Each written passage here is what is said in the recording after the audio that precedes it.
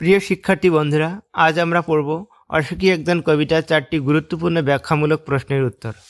প্রথম প্রশ্ন, অপেক্ষায় দাঁড় করিয়ে রেখে দরজায় আমি চলে গেলাম দূর দূরে, বক্তা চলে যাওয়ার পরে কি কি ঘটেছিল ব্যাখ্যা করো। উত্তর, কবি প্রিয়তমকে অপেক্ষায় রেখে বিপ্লবীর যুদ্ধক্ষেত্রে চলে যান। তারপর সময় লঙ্ঘন করে যুদ্ধ আসে রক্তাক্ত আগ্নেয় পাহাড়ের মতো। শিশু বাড়ি খুন হয়, শহর চূর্ণ হয়ে কাঠ কয়লা লোহা রক্তের দাগ পরিণত হয়। দেবতারা উল্টে পড়ে, কিন্তু প্রিয়তমার মৃত্যু হয় না, তার অপেক্ষা অবিনশ্বর থাকে। এতে যুদ্ধের ভয়াবহতা ও ভালোবাসার শক্তি ফুটে ওঠে। 2 দাগ প্রশ্ন, অসুখী একজন কবিতায় যুদ্ধের ধ্বংসলীলার চিত্র অঙ্কন করো। উত্তর, যুদ্ধ রক্তের আগ্নেয় পাহাড়ের মতো নেমে আসে, সমস্ত সমতল ধরে আগুন ছড়ায়, শিশু বাড়ি খুন হয়, কবির স্নেহময় বাড়ি বারান্দা গোলাপি গাছ চূর্ণ হয়, মন্দির থেকে শান্ত হলুদ দেবতারা টুকরো টুকরো হয়ে উল্টে পড়ে, শহরের স্থানে কাঠকয়লা দোমরানো লোহা মৃত মূর্তির বিভৎসমতা ও রক্তের কালো দাগ ছড়িয়ে থাকে। এই চিত্রণ যুদ্ধের অমানবিকতা ও সভ্যতার ধ্বংস তুলে ধরে। 3 দাগ, কবিতায় প্রিয়তমার অপেক্ষা থাকার বর্ণনা দাও, অথবা আসতে পারে কবি চলে যাওয়ার পর কি কি ঘটেছিল আলোচনা করো, অথবা এই প্রশ্নটি আবার ঘুরিয়ে দিতে পারে তারপর যুদ্ধ নেমে এলো, যুদ্ধের ফলে কি ক্ষয়ক্ষতি হয়েছিল। এই 3টি প্রশ্নের একটাই উত্তর হবে।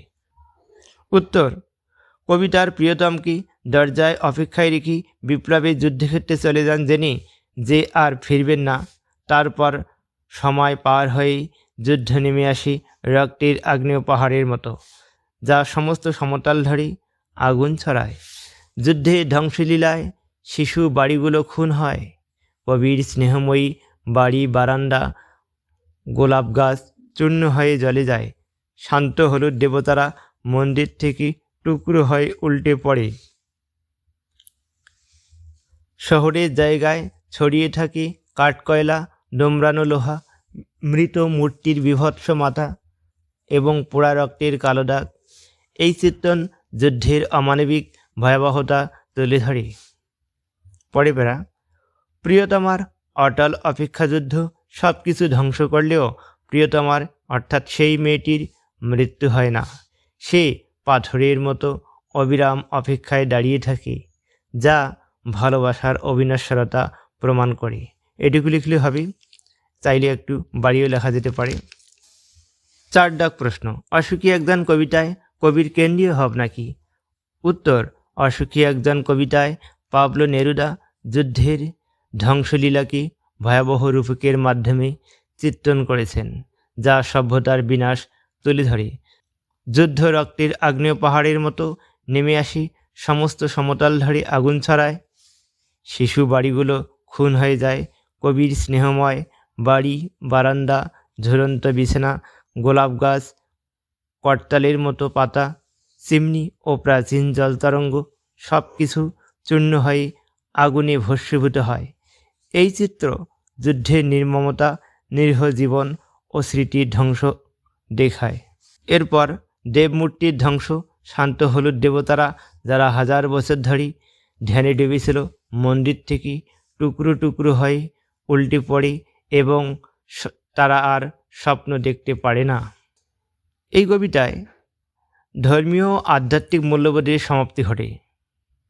কাঠকয়লা রক্তের দাগ শহরের স্থানে ছড়িয়ে থাকে, এছাড়াও দোমরানো লোহা মৃত পাথরের মূর্তির বিভৎস মাথা শহরের স্থানে ছড়িয়ে থাকে।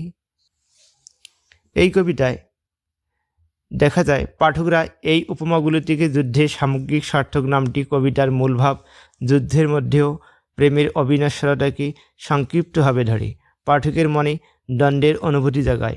এটি নেরুদার বিপ্লবিক ও রোমান্টিক দৃষ্টিভঙ্গির প্রতীক হয়ে ওঠে।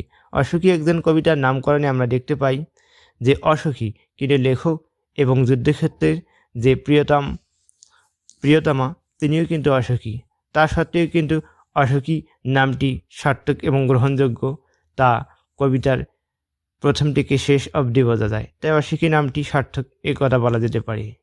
এটাই ছিল কবির কেন্দ্রীয় মূল ভাব। তাহলে আজ এ পর্যন্তই, দেখা হবে পরের ভিডিওতে।